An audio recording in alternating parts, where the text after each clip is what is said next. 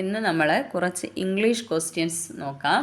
അപ്പോൾ ഒരു കാര്യം ചെയ്യാം, ഞാൻ ആൻസറൊക്കെ ടിക്ക് ചെയ്ത് വെച്ചിട്ടുണ്ട്. നിങ്ങൾ ക്വസ്റ്റ്യൻ വായിക്കുക, എന്നിട്ട് ആൻസർ മനസ്സിലാക്കുക. കാരണം ഇംഗ്ലീഷ് ആകുമ്പോൾ നമ്മൾ തന്നെ വായിച്ച ആൻസർ പറയുമ്പോൾ അത് നമ്മുടെ മൈൻഡിൽ കുറച്ച് നേരത്തേക്കെങ്കിലും നിൽക്കും. അതുകൊണ്ടാണ് നിങ്ങൾ തന്നെ വായിച്ച് ആൻസർ ഞാൻ ടിക്ക് ചെയ്തിട്ടുണ്ട്, അത് നോക്കി മനസ്സിലാക്കുക. Okay, thank you.